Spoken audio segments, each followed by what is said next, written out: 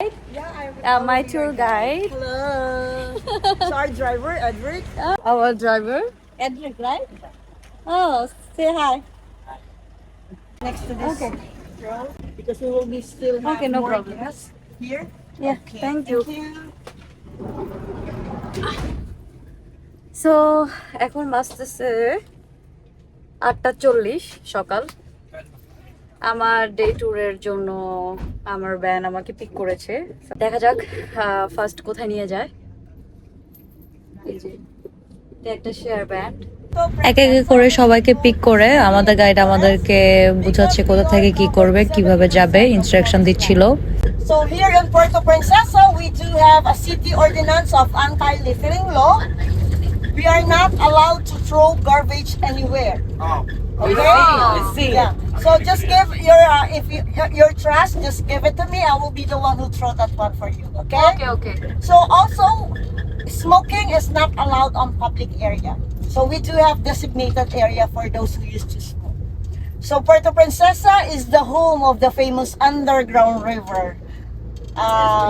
Yeah, I'm But sorry. weather is not good. Weather is not good, so we miss it today. Downtown area first, the Baywalk. We call that one Baywalk, facing the Bay of Puerto Princesa. And then we will be going to Plaza Cuartel, one of the historical sites here in Puerto Princesa. Also the cathedral. And then after that, we will be having our souvenir shop before we go to Crocodile Farm, Rancho Mitra, and Baker's Hill. তো এটা হচ্ছে আজকে আমার day ট্রিপের first জায়গা। এটার নাম হচ্ছে বে ওয়াক, পুর্তেতা প্রিন্সেসার। এই জায়গাটা খুবই সুন্দর, শিপ, একদম শিপে ভরা। ও ওয়েদার ওয়েদার খারাপ হলো, বাতাসের জন্য ভালোই লাগছে, আর গরমটা গায়ে লাগছে না। প্রচন্ড রোদ আর গরমের কারণে এখানে বেশিক্ষণ না থেকে চলে গেলাম আমাদের পরের ডেস্টিনেশনে। এটা হচ্ছে একটা হিস্টোরিক্যাল প্লেস। এটা আজকে বন্ধ ছিল, তাই আমরা ভিতরে ঢুকতে পারিনি। চলুন জেনে নেই আমাদের গাইডের মুখ থেকে এটার বিস্তারিত। One of the historical site here in Puerto Princesa, but for now it's temporary closed because it's under renovation. And while they are renovating, because this is one of the historical site, they saw one piece of bone. That's why it was being closed by the NCC. So this one, around 150 American soldier was buried to death during the World War II. So they were buried alive. Only 11 of them survived. This one on that area going to the other part of Puerto Princesa, which is on the Iwahid part. So for now it's closed. So you can just read some of the articles. এটা পুর্তেতা প্রিন্সেসার historical place, but এটা এখন বন্ধ আছে। তারপরও যতটুকু পারছি আপনাদেরকে দেখাচ্ছি ভিতরের সাইডটা। 14ই ডিসেম্বর 1944 সালে দ্বিতীয় বিশ্বযুদ্ধের সময় 150 জন সোলজার মারা গিয়েছিল এখানে। এই ছিল আমার সেকেন্ড ডেস্টিনেশন। চলে এলাম পরের ডেস্টিনেশনে। এটা একটা চার্চ, আর এখানকার খুব ফেমাস হিস্টোরিক্যাল প্লেস যেটা ছিল ওইটা অফ ছিল, যার কারণে ভিতরে ঢুকতে পারিনি। এবার চার্চে আসলাম। চার্চে ওই জায়গাটা শেষ করে এখন আসছি লোকাল মার্কেটে। এই জায়গাটা হচ্ছে সুভিনিয়ার শপ আছে, পালসের শপ আছে। পালসের যে শপটা আমার গাইড বলছিল 2024 আর 25-এর মিস ওয়ার্ল্ডের যে মুকুটটা ছিল সেটাতে হচ্ছে পালোয়ানের এই পুর্তেতা প্রিন্সেসার পার্ল ইউজ করা হয়েছে। আমি আগে আমার সুভিনিয়ার দেখবো, অফকোর্স। দেখা যাক কি কেনা যায়। Hello, what are you making? So he making this beautiful thing. এখন এলাম butterfly garden and silver village. ভিতরে যাব এখন আমার বাটারফ্লাই দেখতে। Here is my tourist butterfly.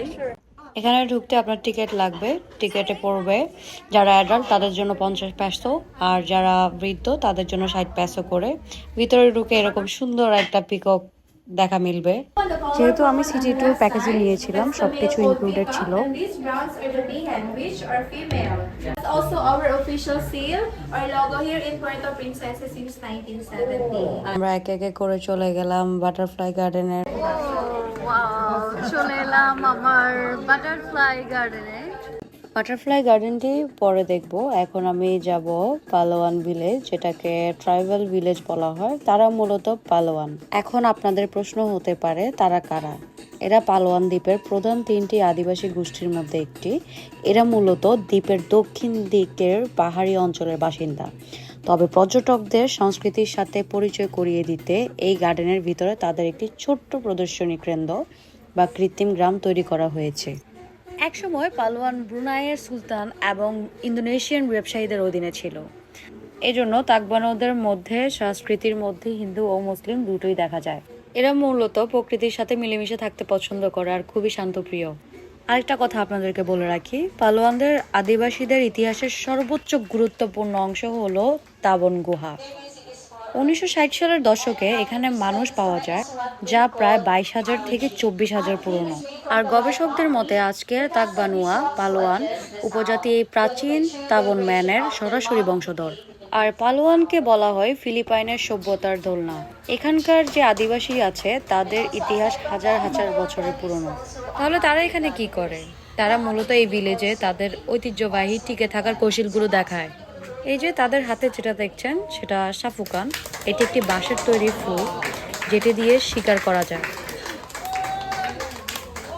তারপর তারা যেটা দেখান সেটা হলো আগুন জ্বালানো। চকমিক পাথর বা বাঁশ ঘষে প্রাচীন পদ্ধতিতে আগুন কিভাবে ধরানো যায় সেটা তারা দেখায়। আরেকটা কথা বলে রাখা ভালো, অনেকে মনে করতে পারেন তারা এখানে বন্দি কেন। তারা আসলে বন্দি না, তাদের যে জীবিকাটা সেটা তাদের নির্বাহ করার এটা একটা অংশ এবং তাদের নিজস্ব সংস্কৃতি সংরক্ষণের একটি মাধ্যম। অনেক তো ইতিহাস নিয়ে জানা হলো, এখন আমি চলে গেলাম আমার বাটারফ্লাই গার্ডেনে। বাটারফ্লাই গার্ডেনে ঘুরে শেষ করে চলে যাবো আবার নেক্সট ডেস্টিনেশনে। এটা হচ্ছে পরের স্পট, বেকারস হিল। আর আজকের ট্যুরের শেষ ডেস্টিনেশন। এখান থেকে আমরা চলে যাব হোস্টেলে। এখানে ময়ূর এবং পালোয়ানের স্থানীয় কিছু পাখি দেখা যায়। এটি মূলত একটি বেকারি, তবে এটি বর্তমানে এখন থিম পার্কে রূপান্তরিত হয়েছে। এখানে বিভিন্ন কার্টুন চরিত্র দেখতে পাবেন, শ্রেক, লুনি টিউনস দেখতে পাবেন, সাজানো বাগান এবং রোমান্টিক থিমযুক্ত স্থাপনা, যা ছবি তোলার জন্য বেস্ট। এই যে এখান থেকে হুন্ডা বের চমৎকার দৃশ্য দেখতে পারবেন। ঘোরাঘুরি শেষ করে গাইড আমাদেরকে এটি দিল। এটি এক ধরনের পেস্ট্রি। এই ছিল আমার আজকের ব্লগ। দেখা হবে আমার নেক্সট ব্লগে। সবাই অপেক্ষা করবেন। দেখা হচ্ছে। Bye bye.